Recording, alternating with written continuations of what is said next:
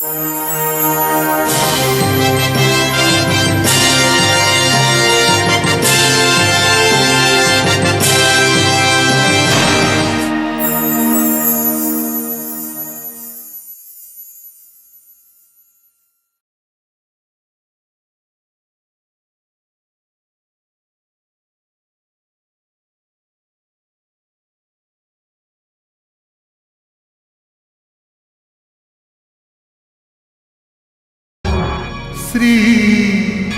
जगन्नाथ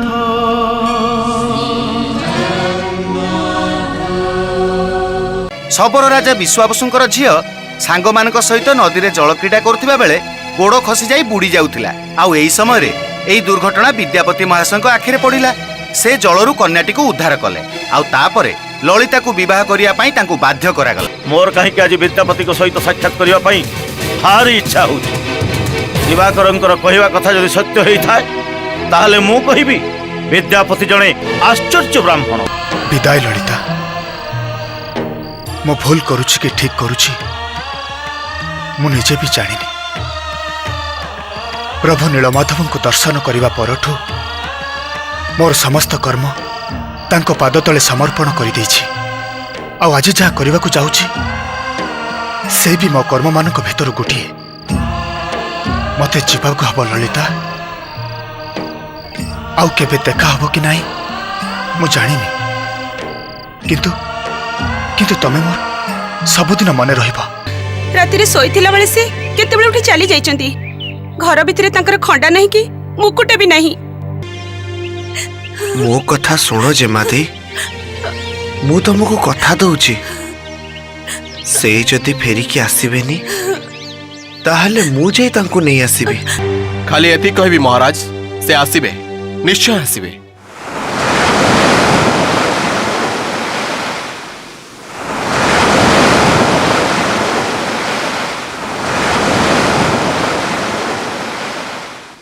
विद्यापति आसीबे, केबे आसीबे कौन सी गोटे निर्दिष्ट दिन बा समय कहि परिबो? सृष्टिधर, तमे मोर प्रधान देह रखी विपदरु रक्षा करबा तमर धर्म आउ कर्तव्य। किंतु वर्तमान जहाँ देखुछि तमरी लगी, केवल तमरी लगी मते आत्मघाती हबाक पड़िबो। अपेक्षा, खाली अपेक्षा। दिन मास वर्ष शेष हो जाउछि इंद्रद्युम्नंकर अपेक्षार मुहूर्त सबु। सृष्टिधर कहिथिले विद्यापति फेरी आसिबे। केबे आसिबे से? विद्यापतिंक फेरी आसबा सह निर्भर करुछि इंद्रद्युम्नंकर अनेक अमीमांसित प्रश्नर उत्तर। सतेरे कौन से नीलमाधवंकर संधान पाइले? कोठी अछंती प्रभु? महाविष्णुंकर मर्त्यमंडल रे धरावतरणर ए अनिंद रूप को केबे आखि पुराई देखिबे राजा इंद्रद्युम्न? तेणु से बारंबार प्रश्न करुथिले सृष्टिधरंकु, कुह उत्तर दियो, केबे फेरिबे विद्यापति? तमे कौन जानिन प्रभु नीलमाधवंक दर्शन पाई ओ प्राण केते व्याकुल ही उठिछि। गोटे गोटे दिन ओ पाई गोटे गोटे जुग परि लागुछि। अथच तमे विद्यापति विषय स्पष्ट भाव किछि भी कहून। महाराज, विद्यापति मते जति कहितले मु तो सेति के आपण पाखरे आसी निवेदन करिछि। तामाने एमिति आहुरी किछि कथा अछि जहा विद्यापति कहबाकू कहि नांती।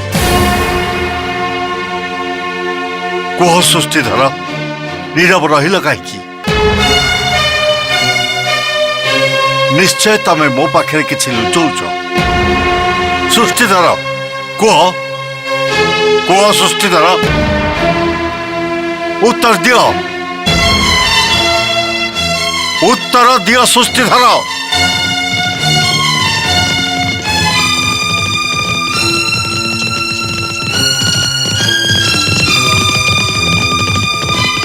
को सृष्टिधर, ये राजार आदेश किछि घटना लुचेबा अपराध रे ତୁମକୁ କଠୋରରୁ କଠୋର ଦଣ୍ଡ ମିଳିପାରେ।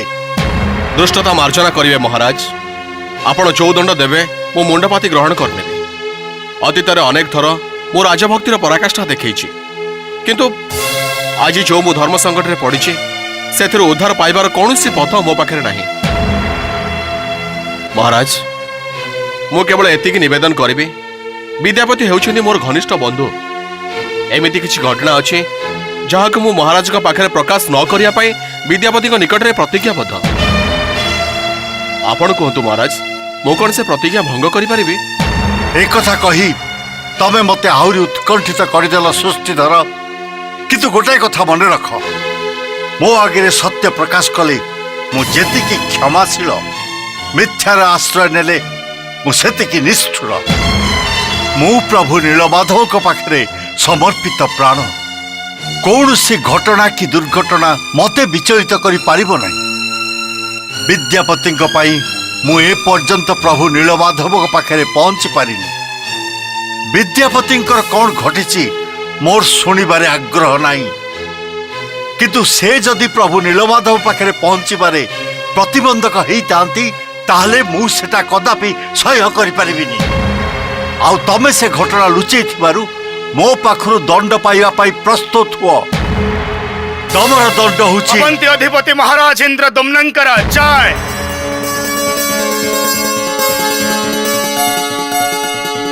ବିଦ୍ୟାପତି,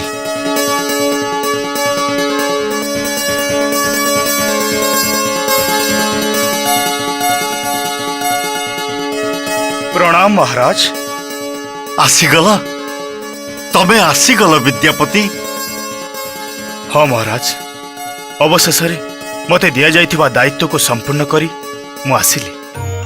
ଓଃ ବିଦ୍ୟାପତି, ମୋର ଏତେ ଦିନର ଉତ୍କଣ୍ଠିତ ଅପେକ୍ଷାକୁ ଶେଷ କରି ତମେ ଆସି ମୋ ପାଖରେ ପହଞ୍ଚିଗଲ।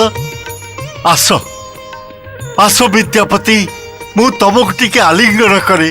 ଆସ ଆସ ବିଦ୍ୟାପତି, ଆସ। ତମକୁ ଆଲିଙ୍ଗନ କରି ଦେଖ ଦେଖ ମୋ ଶରୀର କେମିତି ରୋମାଞ୍ଚିତ ହେଇ ଉଠୁଛି। ତମେ ପ୍ରଭୁ ନୀଳମାଧବଙ୍କ ଦର୍ଶନ ପାଇ ଆସିଛ, ତାଙ୍କର ସନ୍ଧାନ ସାଙ୍ଗରେ ଆଣିଛ। ତା ପ୍ରତିବଦଳରେ ତମେ ଯାହା ଚାହିଁବ, ତମେ ଅବନ୍ତୀର ରାଜ୍ୟଭାର ଚାହିଁଲେ ବି ମୁଁ ଦବାକୁ ପ୍ରସ୍ତୁତ ଅଛି ବିଦ୍ୟାପତି। ମହାରାଜ, ଏ ଅକିଞ୍ଚନ କେବଳ ରାଜାଦେଶ ପାଳନ କରିଛି ମାତ୍ର, କିନ୍ତୁ କିନ୍ତୁ ସେଥିପାଇଁ ମନ ଭିତରେ କେତେ ଯେ ଝଡ଼ଝଞ୍ଜା ବହିଯାଇଛି। ସବୁ ସବୁ ମୁଁ ସମାଧାନ କରିଦେବି। ବିଦ୍ୟାପତି, ତମେ ମୋର ପରମ ପ୍ରିୟ। ମୋ ପାଇଁ ତମେ ଗୋଟେ ମହାନ କାର୍ଯ୍ୟ ସମ୍ପାଦନ କରିଛ। ଆଜି ତମ ପାଇଁ ମୋର ଅଦେୟ କିଛି ନାହିଁ। କିନ୍ତୁ କିନ୍ତୁ ମହାରାଜଙ୍କୁ ମୋର କିଛି ଦବାର ଅଛି, କିଛି ଅଭିଜ୍ଞାନ ଆଉ କିଛି ସନ୍ତକ। କଣ ସିଏ? ଶୀଘ୍ର ପ୍ରକାଶ କର ବିଦ୍ୟାପତି, ଶୀଘ୍ର ପ୍ରକାଶ କର।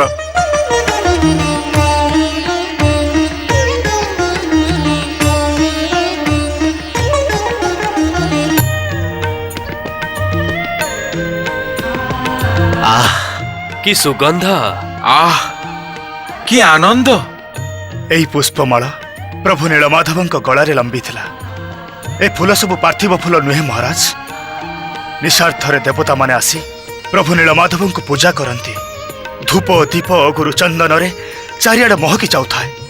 ବିଭିନ୍ନ ମିଷ୍ଟାନ୍ନ ମଧ୍ୟ ଭୋଗ କରନ୍ତି। ତାପରେ ଯାଇ ପ୍ରଭୁ ନୀଳମାଧବଙ୍କୁ ଏ ଫୁଲରେ ସଜାନ୍ତି। ଏ ଫୁଲ ଦେବ ଉଦ୍ୟାନର ପାରିଜାତ ଫୁଲ।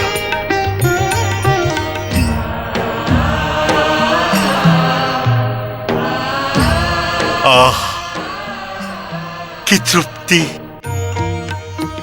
ନୀଳମାଧବଙ୍କର ଦେହ ଲାଗି ମାଳ ଛୁଇଁଲା ମାତ୍ରେ ମୁଁ ଅନୁଭବ କରୁଛି ମୁଁ ଯେମିତି ପ୍ରଭୁ ନୀଳମାଧବଙ୍କର ସ୍ପର୍ଶ ପାଇଛି। ଏ ଫୁଲ ସବୁ ଦେଖନ୍ତୁ ମହାରାଜ, ସଦ୍ୟ ତୋଳାଇଥିଲା ଫୁଲ ଭଳି ଏପର୍ଯ୍ୟନ୍ତ ଏ ଫୁଲ କେମିତି ସତେଜ ଅଛି। ନୀଳମାଧବଙ୍କ ଗଳାରୁ ଆଣିବାର 1 ମାସ ବିତି ଯାଇଥିଲେ ବି ଏ ଫୁଲ ମଉଳି ଯାଇନି।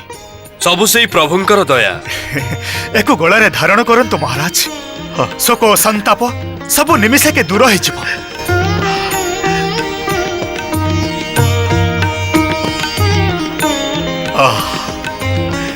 कि स्वर्गीय शांति। ये नीलमाधवଙ୍କ प्रसाद नियंतु महाराज। दियो विद्यापति दियो।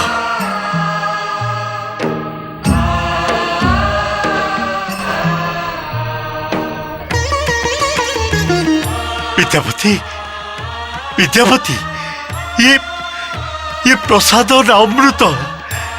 जाओ जाओ विद्यापति, ये प्रसाद को समस्त मध्य बंटन कर।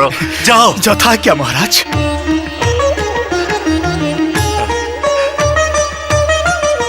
नियंतु।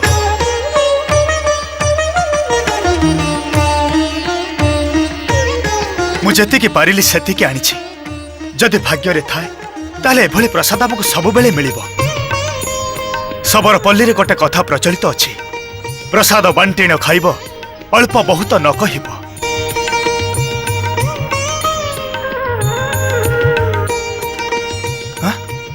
ये कौन सृष्टिधर, तुम्हें मुंडा तलकू कर ठिया हैछ? महाराज को ठारो दंडादेश सुनिया पाई मु अपेक्षा करिछि। दंडादेश? ना सृष्टिधर, विद्यापति आसी पहुंचला मात्रे तम विरुद्ध रे मोर कौनसी अभियोग नहीं। तमको मु क्षमा कली। महाराज कर जय हो। वर्तमान कह विद्यापति, तमे नीलमाधव पाखे पहुंचवा रास्ता जानी सारी तो? ना महाराज। महाराज तांको आस्थान पाखकू मो आखिरे अंध पुटली बांधी मते निया जाइथिला। ताहले हताश होतु नहीं महाराज, जानिबार उपाय मो करि आछि। तांको पाखकू पहुंचबार रास्ता रे मु सरिस बुणी दे आछि। आमे पहुंचला बेलकू सरिस फूल धरी सारिथिबो, किंतु किंतु से रास्ता अति दुर्गम। विद्यापति, से रास्ता जेते दुर्गम हो, जेते भयंकर हो, मते प्रभु नीलमाधव को पाखे पहुंचवा पड़िबो। पंडित महाशय,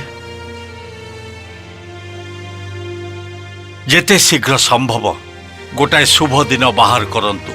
से दिन आमे यात्रा आरंभ करिबा। यथाज्ञा महाराज।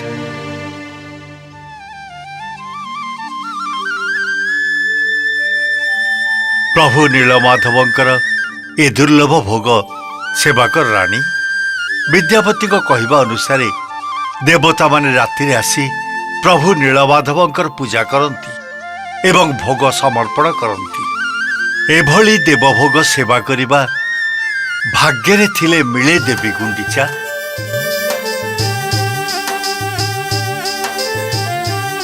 राजसभा पारिषद वर्गों सह मु सेवा करि सारिछि रानी।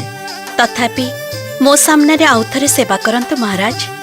स्वामी सेवा न कला जाए स्त्रीर सेवा मूल्यहीन।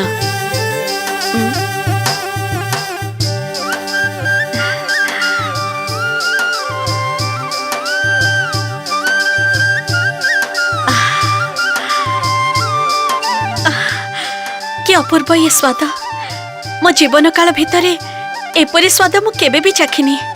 प्रभु नीलमाधव करुणारू ए देवभोग आमे पाइछु रानी। ता छड़ा मो गलारे जो पुष्पमाल्य देखुछ से होची प्रभुंकर देह लागी माला।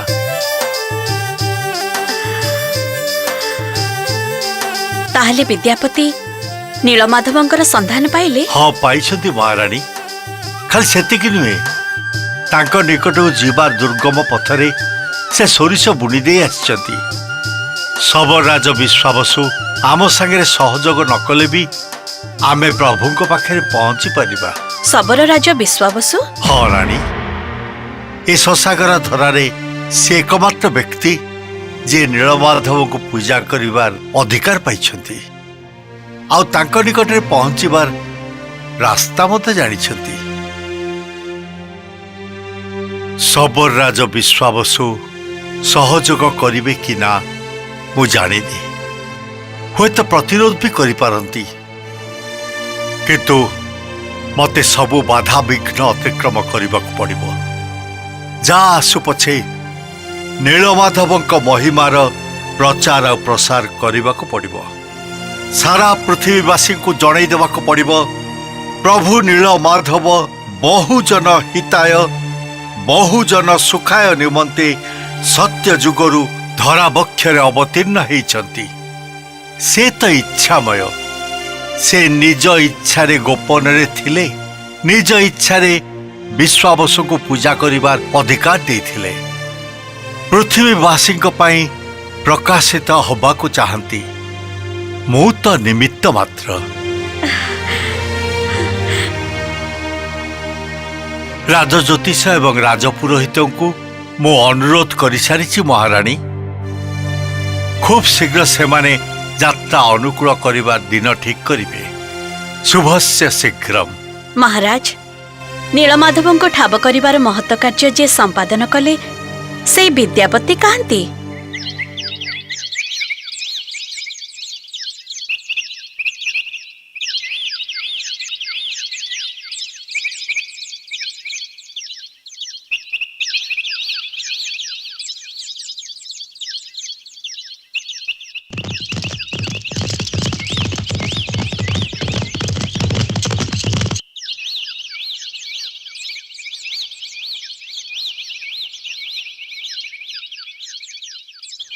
प्रणाम महाशय। सर्वकुशल तो? हाँ आज्ञा। चलो।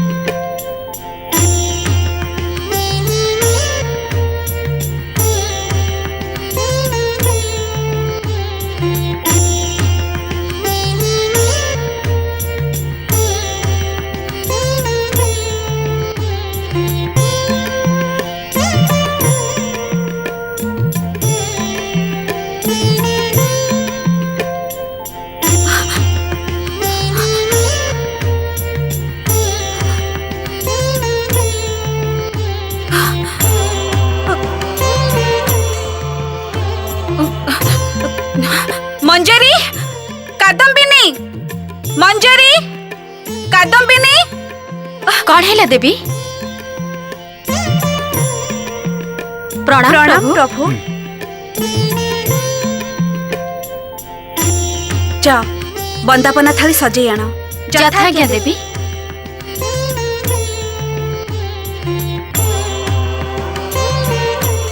आसन ग्रहण करंतु आर्य। आसन, पदासन, पाद्य, अर्घ्य, बंदापना एसबूर कौन आवश्यकता मीनाक्षी? एते दिन परे आपण गृह को प्रत्यावर्तन करिसेंती। गला बेले आपण को मने थिबो मु एमिति आपण को बंदापन करे मस्तकरे विजय टीका दे आपण को विदाय करिथिली। किंतु जेमिति भाबरे तमे मते विदाय देइथिला मु कोन सेमिति भाबरे फेरी आसी पारिछि? स्वामी को से प्रश्न पचारिबार अहंकार मोर नाही आर्य। मु केवल एतिकी जानिछि दिने आपण जाइथिले आ आज फेरी आसिचंती। देवी,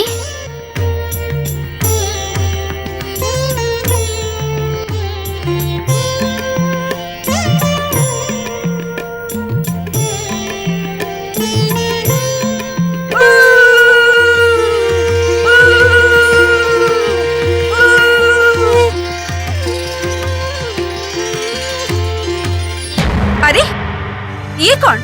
थाली रे कौन सिंदूर नहीं? सिंदूर कहीं? देवी सिंदूर? अरे द्वार से पाखरे आउ जने नवविवाहित पत्नी अपेक्षा कर रहिचंती। तांको पुणी बरण करे घर भीतर को आनिबा को पड़िबो ना नहीं? मीनाक्षी, ଆପଣ ତ ସୃଷ୍ଟିଧରଙ୍କ ହାତରେ ଖବର ପଠାଇଥିଲେ ଆର୍ଯ୍ୟ। ଆପଣ ଶବର ରାଜ ବିଶ୍ୱାବସୁଙ୍କ କନ୍ୟା ଲଳିତାଙ୍କୁ ବିବାହ କରିବାକୁ ବସିଛନ୍ତି, କାରଣ ଲଳିତା ହିଁ ହେଉଛନ୍ତି ନୀଳମାଧବଙ୍କ ପାଖରେ ପହଞ୍ଚିବା ପାଇଁ ଏକମାତ୍ର ଉପାୟ। ସୃଷ୍ଟିଧର ଠିକ କହିଛନ୍ତି, ମୁଁ ଲଳିତାଙ୍କୁ ବିବାହ କରିଛି, କିନ୍ତୁ କିନ୍ତୁ ମୁଁ ଏକା ଆସିଛି।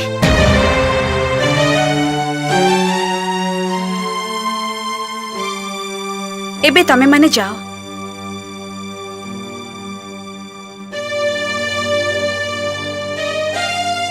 ଆପଣ ମତେ ବିସ୍ମିତ କଲେ ଆର୍ଯ୍ୟ। ସୃଷ୍ଟିଧରଙ୍କ ମୁହଁରୁ ଶୁଣିବା ପରେ ମୁଁ ତାଙ୍କୁ ମନେ ମନେ ମୋର ସାନ ଭଉଣୀ ହିସାବରେ ଗ୍ରହଣ କରି ନେଇଥିଲି। କି ଆଶ୍ଚର୍ଯ୍ୟ! ମୁଁ ବିବାହିତ ବୋଲି ଶୁଣିଲା ପରେ ଲଳିତା ବି ମତେ ଠିକ ଏମିତି କହିଥିଲା ଅବନ୍ତୀରେ ମୋର ଜଣେ ବଡ଼ ଭଉଣୀ ଅଛନ୍ତି। ଏପର୍ଯ୍ୟନ୍ତ ଏ କଥା ମତେ କାହିଁ କହିନଥିଲ? ଆପଣ କଣ ଉତ୍ତର ଦେଇଥିଲେ? ୟାର କଣ କିଛି ଉତ୍ତର ଥାଇ ମିନାକ୍ଷୀ? କିନ୍ତୁ ମୁଁ ତମକୁ ମିଛ କହିବିନି। ଏ କଥା କହିବା ପୂର୍ବ ମୁହୂର୍ତ୍ତ ପର୍ଯ୍ୟନ୍ତ ମୁଁ ଧରି ନେଇଥିଲି ଗୋଟିଏ ସଙ୍କଟରେ ପଡ଼ି ମୁଁ ଏ ବିବାହ କରୁଛି ବୋଲି। ତେଣୁ ତା ସହିତ ମୋର କୌଣସି ଘନିଷ୍ଠତା ନଥିଲା, କୌଣସି ଆପଣାପଣ ନଥିଲା। କିନ୍ତୁ ଏ କଥା ଶୁଣିଲା ପରେ ଲଳିତା ମୋର ନିକଟତର ହେଇଗଲା।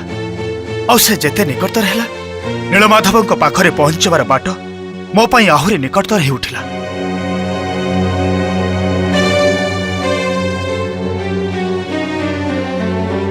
ମୀନାକ୍ଷୀ, ଇଏ ମୋର ଦୁର୍ବଳତା କହିପାର, ସ୍ୱୀକାରୋକ୍ତି ବି କହିପାର, କିନ୍ତୁ ମୁଁ ତମ ପାଖରେ ସତ୍ୟ କଥା ହିଁ କହୁଛି। ଶବରପଲ୍ଲୀ ଛାଡ଼ି ଆସିଲା ବେଳେ ଆପଣଙ୍କ ସାଙ୍ଗରେ ସେ ଆସିବାକୁ ନିଶ୍ଚୟ କହିଥିବ। ଆଉ ଆପଣ ଏଇଆ ଭାବି ତାକୁ ଆଣିନାହାନ୍ତି ଯେ ହୁଏତ ମୁଁ ତାକୁ ସହଜେ ଗ୍ରହଣ କରିନପାରେ, ଏଇଆ ନା? ନା। ନା? ତାହେଲେ ଲଳିତା ଜାଣି ନାହିଁ ମୁଁ ତାକୁ ଛାଡ଼ି ଚାଲି ଆସିଛି। କଣ କହୁଛନ୍ତି ଆପଣ? ରାତି ବଢ଼ି ଚାଲିଥିଲା। ଶବରପଲ୍ଲୀ ନିଃଶବ୍ଦ। ରାତ୍ରିରେ ପକ୍ଷୀମାନଙ୍କର କାକଳି ଭାସି ଆସୁଥିଲା। ଲଳିତା ଶୋଇପଡ଼ିଥିଲା ନିଘୋଡ଼ ନିଦରେ। ମୋ ବାହୁ ଉପରେ ତାର ମସ୍ତକ ଥିଲା। ଠିକ ଏହି ସମୟରେ ମୋ ମନ ମତେ ଚେତେଇ ଦେଲା, ଉଠ ବିଦ୍ୟାପତି, ଉଠ। ଆଗରେ ତୋର କର୍ତ୍ତବ୍ୟ। ଏଇଟା ହେଉଛି ଉପଯୁକ୍ତ ସମୟ। ଏ ସମୟକୁ ଯଦି ହାତଛଡ଼ା କରିଦେଉ ତାହେଲେ ଆଉ କେବେ ଫେରି ପାଇବୁନି। ଧୀରେ ଧୀରେ ଧୀରେ ଧୀରେ ମୁଁ ମୋ ବାହୁ ଉପରୁ ଲଳିତାର ମସ୍ତକ କାଢ଼ିଦେଲି। ପାଦ ଚିପି ଚିପି ବାହାରକୁ ଆସିଲି।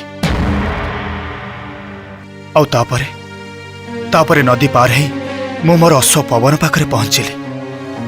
ଇଏ କଣ କଲେ ଆପଣ? କାହିଁକି ଏମିତି କଲେ? ଆଉ କଣ କରିଥାନ୍ତି? ଯୋଉ କାର୍ଯ୍ୟ ପାଇଁ ନିଜ ଦେଶ, ନିଜର ବିବାହିତା ପତ୍ନୀକୁ ଆଡ଼େଇ ଦେଇ ଲଳିତାକୁ ବିବାହ କରିବାକୁ ବାଧ୍ୟ ହେଇଥିଲି, ସେଇ କାର୍ଯ୍ୟ ପାଇଁ ୟା ବ୍ୟତୀତ ଅନ୍ୟ କିଛି ଉପାୟ ନଥିଲା। ଆର୍ଯ୍ୟ, ଆପଣ ଜଣେ ବିଦ୍ୱାନ ବିଜ୍ଞ ବ୍ୟକ୍ତି। ଲଳିତା ଭଳି ଜଣେ ନିରୀହ ଝିଅ ଯେ ନିଜକୁ ଆପଣଙ୍କ ପାଖରେ ସମର୍ପଣ କରିଦେଇଥିଲା, ତା ସହିତ ଏମିତି ଅବିବେକୀ ବ୍ୟବହାର ଆପଣ କଲେ କାହିଁକି? ମୁଁ ଜାଣେ ମୁଁ ବିଶ୍ୱାସଘାତକତା କରିଛି। ଗୋଟେ ନାରୀର ହୃଦୟକୁ ଭାଙ୍ଗି ଚୋରମାର କରିଦେଇଛି। ଖାଲି ଏତିକିରେ ଶେଷ ହେଇଯାଉନି ମୀନାକ୍ଷୀ। ୟାଠାରୁ ଆହୁରି ବଡ଼ ବିଶ୍ୱାସଘାତକତାର ସମୟ ପାଖେଇ ଆସୁଛି। ଯେତେବେଳେ ମହାରାଜା ବିଶ୍ୱବସୁ ଜାଣିବେ ଶବରପଲ୍ଲୀରୁ ନୀଳମାଧବଙ୍କ ରହସ୍ୟ ନେଇ ମୁଁ ପଳାୟନ କରିଛି, ଆଉ ଯେତେବେଳେ ନିଜ ଆଖିରେ ଦେଖିବେ ମହାରାଜ ଇନ୍ଦ୍ରଦୁମ୍ନ ନୀଳମାଧବଙ୍କୁ ନେବା ପାଇଁ ସେଠାରେ ପହଞ୍ଚିଛନ୍ତି, ତମେ କୁହ ମୀନାକ୍ଷୀ, ୟାଠାରୁ ବଡ଼ ବିଶ୍ୱାସଘାତକତା ଆଉ କଣ ହେଇପାରେ? ମତେ ଅନୁମତି ଦିଅନ୍ତୁ ଆର୍ଯ୍ୟ। ମୁଁ ଉତ୍କଳରେ ସେଇ ଶବରପଲ୍ଲୀକୁ ଯିବି।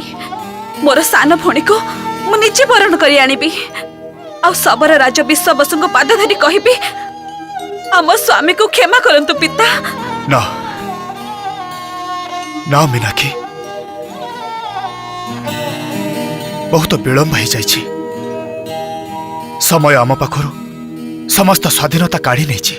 ମଙ୍ଗଳମ୍ ଭଗବାନ ବିଷ୍ଣୁ, ମଙ୍ଗଳମ୍ ମଧୁସୂଦନ, ମଙ୍ଗଳମ୍ ପୁଣ୍ଡରୀକାକ୍ଷ, ମଙ୍ଗଳମ୍ ଗରୁଡ଼ଧ୍ୱଜ।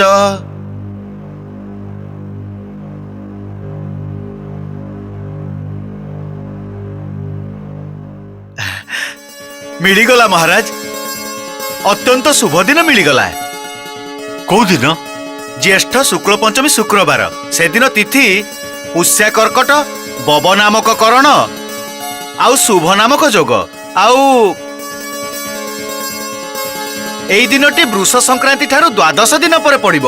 ମହାରାଜଙ୍କ ରାଶିଚକ୍ର ଅନୁସାରେ ୟା ଠାରୁ ମାହେନ୍ଦ୍ର ଯୋଗ ଆଉ ନାହିଁ। ତାମାନେ ହାତରେ ଆଉ ମାସଟିଏ ରହିଲା।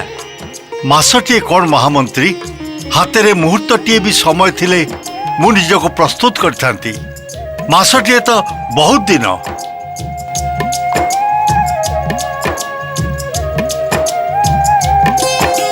ମହାମନ୍ତ୍ରୀ,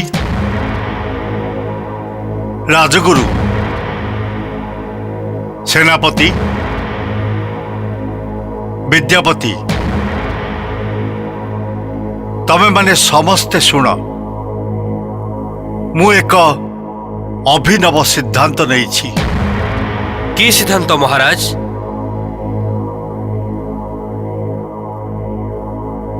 ମୁଁ ସବୁଦିନ ପାଇଁ ଅବନ୍ତୀ ପରିତ୍ୟାଗ କରିବି। ମହାରାଜ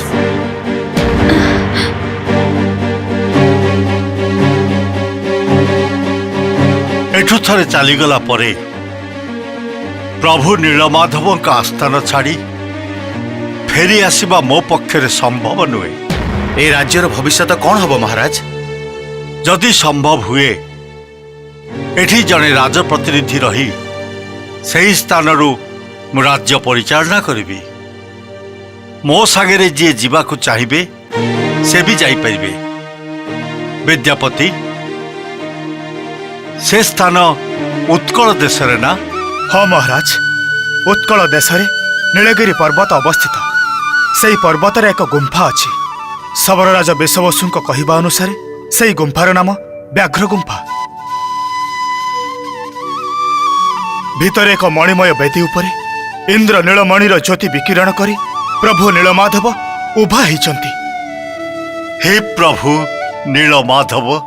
ସେ ଏକ ବିଚିତ୍ର ଦେଶ ମଣିମା, ଅପୂର୍ବ ଦେଶ। ସୁଉଚ୍ଚ ପର୍ବତ, ସୁରମ୍ୟ ବନାନୀ, ନଦ ନଦୀରେ ପରିପୂର୍ଣ୍ଣ ସେ ଦେଶ। ସମୁଦ୍ର ତାର ପାଦ ଧୋଇଦିଏ। ବୈଶାଖ, ବର୍ଷା, ଶୀତ ଆଉ ବସନ୍ତ ତାକୁ ମହିମା ମଣ୍ଡିତ କରିଦିଏ। ନୀଳାଚଳ ପର୍ବତ ନୀଳମାଧବ, ଅଷ୍ଟଶମ୍ଭୁ ବିରାଜିତ। ସମୁଦ୍ରକୁ ଲାଗି ସେ କ୍ଷେତ୍ରର ନାମ ପୁରୁଷୋତ୍ତମ କ୍ଷେତ୍ର। ରୁହ ରୁହ ବିଦ୍ୟାପତି, ରୁହ। ଆଉ ବର୍ଣ୍ଣନା କରନି, ଆଉ ବର୍ଣ୍ଣନା କର ନାହିଁ ବିଦ୍ୟାପତି। ନିଜ ଆଖିରେ ଦେଖି ନିଜେ ଉପଲବ୍ଧି କରିବାର ସୁଯୋଗ ଦିଅ। ସେନାପତି, ମହାମନ୍ତ୍ରୀ, ରାଜଗୁରୁ ମହାଶୟ, ଆପଣମାନଙ୍କୁ ମୁଁ ଗୋଟେ ଦାୟିତ୍ୱ ଦଉଛି। ସମସ୍ତେ ଅବନ୍ତୀର ଘରେ ଘରେ ସମ୍ବାଦ ପହଞ୍ଚାଇ ଦିଅନ୍ତୁ। ଆସନ୍ତା ଜ୍ୟେଷ୍ଠ ଶୁକ୍ଳ ପଞ୍ଚମୀ ଦିନ ଆମେ ଶୁଭଯାତ୍ରା ଆରମ୍ଭ କରିବୁ। ଯେଉଁମାନେ ଆମ ସହିତ ଯୋଗ ଦେବାକୁ ଚାହାନ୍ତି ମୁଁ ସେମାନଙ୍କୁ ସ୍ୱାଗତ କରିବି। ବିଦ୍ୟାପତି, ହଁ ମହାରାଜ। ମୁଁ ତମକୁ ଗୋଟେ ବିଶେଷ ଦାୟିତ୍ୱ ଦେବି। ତମେ ଆଉ ସୃଷ୍ଟିଧର ସେଠାରେ ପହଞ୍ଚିବାର ରାସ୍ତା ଜାଣିଛ। ତେଣୁ ଏ ଦୀର୍ଘ ପଥ ଯାତ୍ରା କରିବାରେ ଯାହା ଯାହା ଆବଶ୍ୟକ ତାର ବ୍ୟବସ୍ଥା ତମେ ଦି ଜଣ କରିବ। ମହାରାଜ,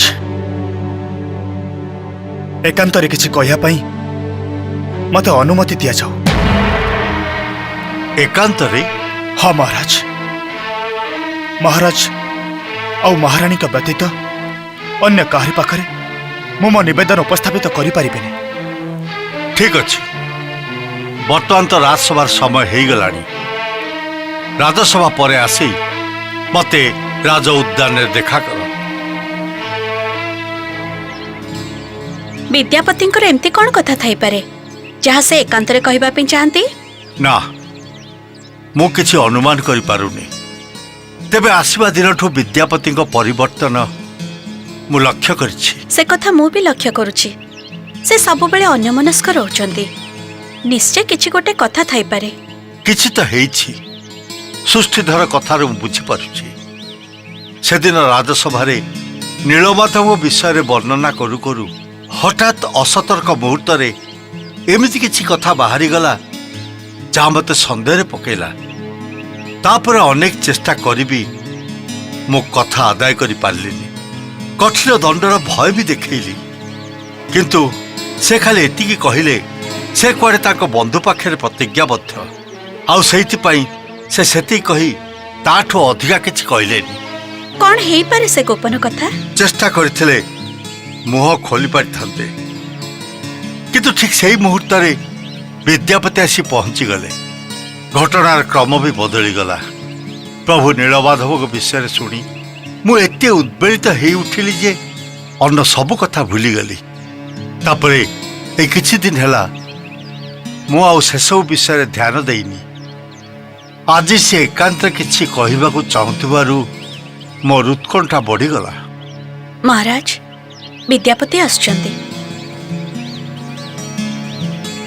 ମୁଁ କିଛି ପଚାରିବି?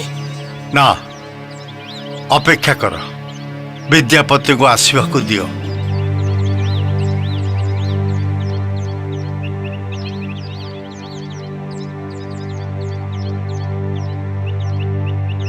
ମହାରାଜ ଓ ମହାରାଣୀଙ୍କୁ ମୁଁ ସମ୍ମାନ ଜଣାଉଛି।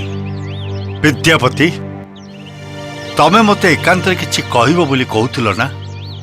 ତମେ କ'ଣ ଚାହଁ ମହାରାଣୀ ବର୍ତ୍ତମାନ ଏଠୁ ଚାଲିଯିବେ? ମହାରାଜ, ରାଜ୍ୟର ରାଜା ପ୍ରଜାମାନଙ୍କ ପିତା ପରି ରାଣୀ ମାତୃ ସମାନ। ମାତା ଆଗରେ ପୁତ୍ରର କୌଣସି କଥା ଗୋପନୀୟ ନୁହେଁ। ତେଣୁ ମୁଁ ଅନୁରୋଧ କରୁଛି ସେ ମଧ୍ୟ ଏଠାରେ ଉପସ୍ଥିତ ରହିବେ। ଉତ୍ତମ, ତେବେ କୁହ, ତମେ କ'ଣ କହିବାକୁ ଚାହଁ? ପ୍ରଥମେ ମୁଁ ସାଧାରଣ କଥାଟା ସାରିଦିଏ ମହାରାଜ, ଯାହା ମହାରାଜଙ୍କ ବିଚାର ଉପରେ ନିର୍ଭର କରେ। ହଁ, କୁହ। ଆଜି ମହାରାଜ ଆମ ସମସ୍ତଙ୍କୁ ଆଦେଶ ଦେଲେ ପ୍ରଭୁ ନୀଳମାଧବଙ୍କୁ ଦର୍ଶନ କରିବା ପାଇଁ ଏବଂ ସେଠି ଅବସ୍ଥାନ କରିବା ପାଇଁ। ତେଣୁ ଅବନ୍ତୀ ନଗରୀର ଆବାଳ ବୃଦ୍ଧ ବନିତା ଆପଣଙ୍କ ସହିତ ପୁରୁଷୋତ୍ତମ କ୍ଷେତ୍ରକୁ ଯିବେ। କାରଣ ଅଛି ବିଦ୍ୟାପତି।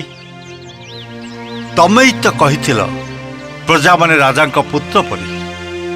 ଏମାନଙ୍କୁ ଏମିତି ଅବସ୍ଥାରେ ଛାଡ଼ି ମୋ ପୁରୁଷୋତ୍ତମ କ୍ଷେତ୍ରକୁ ଯିବି କେମିତି? ଏକଥା ମୁଁ ତମକୁ କହିଦେଉଛି ବିଦ୍ୟାପତି।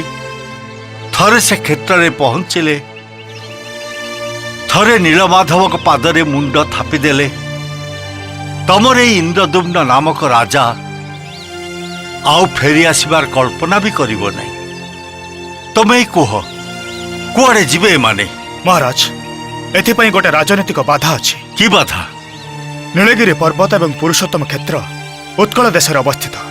ସେଠି ବସବାସ କରିବାକୁ ହେଲେ ଉତ୍କଳ ଦେଶ ରାଜାଙ୍କର ଅନୁମତି ନେବାକୁ ପଡ଼ିବ। ତା ବ୍ୟତୀତ ଏତେ ଲୋକଙ୍କର ଅବସ୍ଥାନ କରିବା ପାଇଁ କୌଣସି ବ୍ୟବସ୍ଥା ଆଗରୁ କରାଯାଇ ନାହିଁ। ବିଦ୍ୟାପତି ଯାହା କହୁଛନ୍ତି ସେ କଥା ଚିନ୍ତା କରିବା ଉଚିତ ମହାରାଜ। ତେବେ ୟାର ସମାଧାନ କ'ଣ? ଅଳ୍ପ କିଛି ଲୋକ ନେଇ ସେଠିକି ଯିବାକୁ ହବ। କିଛି ସୈନ୍ୟ ସାମନ୍ତ ମଧ୍ୟ ସାଙ୍ଗରେ ଯିବେ। ସମସ୍ତ ବ୍ୟବସ୍ଥା କରିସାରିଲା ପରେ ମହାରାଜ ଯଦି ଚାହାନ୍ତି ତାହେଲେ ଅବନ୍ତୀର ଅଧିବାସୀମାନଙ୍କୁ ସେଠିକି ନେଇଯାଇପାରନ୍ତି।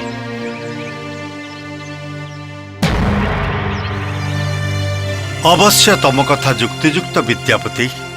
ତମକୁ ଦାୟିତ୍ୱ ଦେଲି, ସାଙ୍ଗରେ କିଏ କିଏ ଯିବେ ଏବଂ ଅବନ୍ତୀର ରାଜ୍ୟଭାର କାହା ହାତରେ ନ୍ୟସ୍ତ କରାଯିବ ତାର ଗୋଟାଏ ଯୋଜନା ପ୍ରସ୍ତୁତ କର। ହଁ, ବର୍ତ୍ତମାନ କୁହ, ତୁମର ଏକାନ୍ତ କଥାଟା କ'ଣ? ମହାରାଜ, ଏଠୁ ଉତ୍କଳ ଦେଶର ସେହି ଶବରପଲ୍ଲୀ ପର୍ଯ୍ୟନ୍ତ ରାସ୍ତା ସୃଷ୍ଟିଧରଙ୍କୁ ଜଣାଅଛି। ଶବରପଲ୍ଲୀର ପଶ୍ଚିମ ଦିଗରେ ନୀଳାଚଳ ପର୍ବତ ଅବସ୍ଥିତ। ଶବରପଲ୍ଲୀକୁ ଅତିକ୍ରମ କରିଗଲେ ନୀଳଗିରି ପର୍ବତ ପର୍ଯ୍ୟନ୍ତ ଗଭୀର ଅରଣ୍ୟ। ସେହି ଅରଣ୍ୟ ମଧ୍ୟ ଦେଇ ପର୍ବତ ଆଡ଼କୁ ଯିବା ପାଇଁ ରାସ୍ତା ଅଛି। ପର୍ବତର ପାଦଦେଶରେ ପହଞ୍ଚିଲା ପରେ ନୀଳମାଧବଙ୍କ ଆସ୍ଥାନ ପାଖକୁ ପଥ ଅତ୍ୟନ୍ତ ଦୁର୍ଗମ। କିନ୍ତୁ ସେ ପଥ ଖୋଜି ପାଇବା ପାଇଁ ବର୍ତ୍ତମାନ କିଛି ଅସୁବିଧା ହେବନି। ସେ ପଥକୁ ଚିହ୍ନିବା ପାଇଁ ମୁଁ ସୋରିଷ ବୁଣି ଦେଇ ଆସିଛି। ସୋରିଷ ଗଛ ହିଁ ଫୁଲ ଫୁଟି ସାରିଥିବ। ତାକୁ ହିଁ ଅନୁସରଣ କରି ନୀଳମାଧବଙ୍କ ଆସ୍ଥାନ ପାଖରେ ପହଞ୍ଚି ହେବ। ଏକଥା ତୁମେ ଆମକୁ କାହିଁକି କହୁଛ? ଆମ ସହିତ ତୁମେ ବି ତ ସେଠିକି ଯାଉଛ। ମୁଁ ତାମାନେ ତମେ ସେଠିକି ଯିବାକୁ ଇଚ୍ଛା କରୁନା? ମହାରାଜ, ପ୍ରଭୁ ନୀଳମାଧବଙ୍କୁ ବାରମ୍ବାର ଦର୍ଶନ କରିବାକୁ କିଏ ବା ଇଚ୍ଛା ନ କରିବ? କିନ୍ତୁ କିନ୍ତୁ କିନ୍ତୁ ପୁଣି କ'ଣ? ଶବରରାଜ ବିଶ୍ୱବସୁଙ୍କର ମନର ଅବସ୍ଥା କ'ଣ ଯେ ହେଉଥିବ ସେ କଥା ମୁଁ ଚିନ୍ତା ବି କରିପାରୁନି। ରାଜ ଉଆସ, ଉଦ୍ୟାନ ଆଉ ଅଳିନ୍ଦ କକ୍ଷ ହୁଏତ ଜଣଙ୍କର ଦୀର୍ଘ ଶ୍ୱାସରେ ପୁରୀ ଉଠୁଥିବ। ଆଖି ଲୁହରେ ଭିଜି ଯାଉଥିବ ପଣତ କାନି। ପୁଣି ପୁଣି କୋଉ ମୋହ ନେଇ ମୁଁ ସେଠିକି ଯିବି? ବିଦ୍ୟାପତି, ମୁହଁ ବୁଲା, ମୋ ଆଡ଼କୁ ଚାହଁ। तुमे मते माता बोली स्वीकार करिछ। मु वर्तमान तुम मुहरे जंत्रणार चिन्ह देखि पारुछि। मु तुमको मातार अधिकार नहीं पचारुछि। तुमे किछि भूल करिछ, अपराध करिछ, राजा देश पालन करबा को जे किछि अन्याय करिछ, अविवेक काम करिछ। विश्वासघातकता करिछ माता। मो विश्वासघातकता करिछ। विद्यापति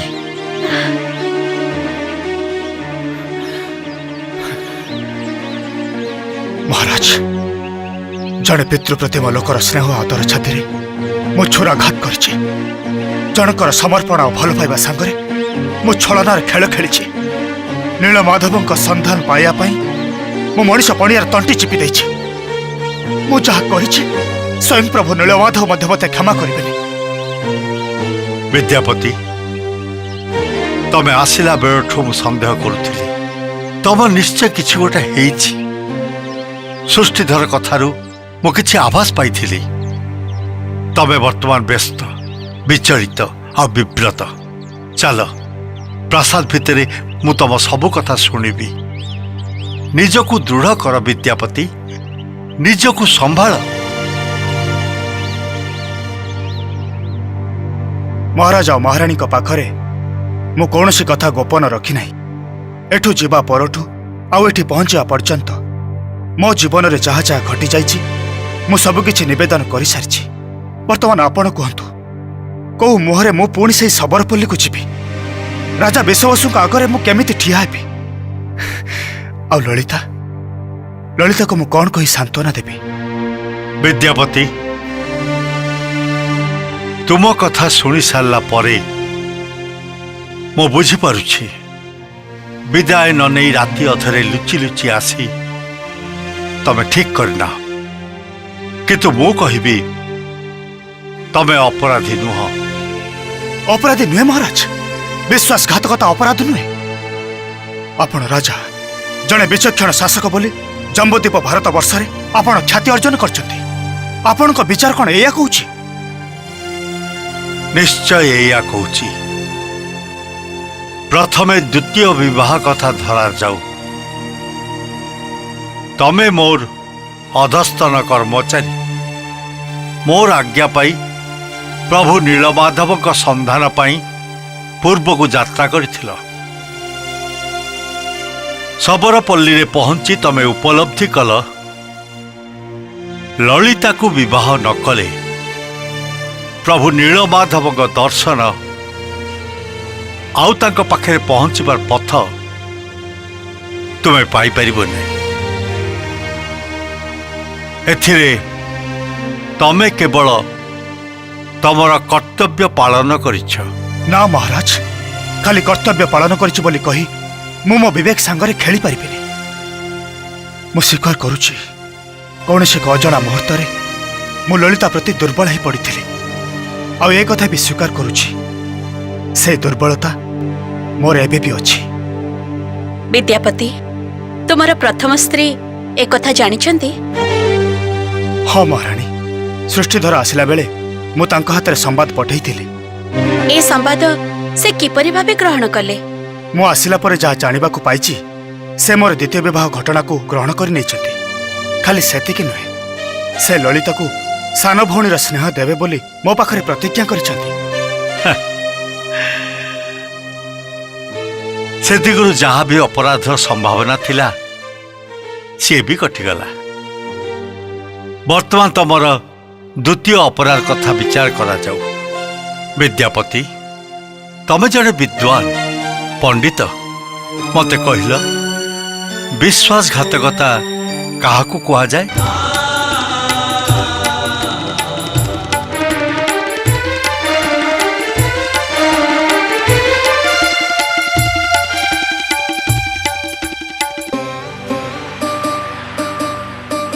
जगतर नाथ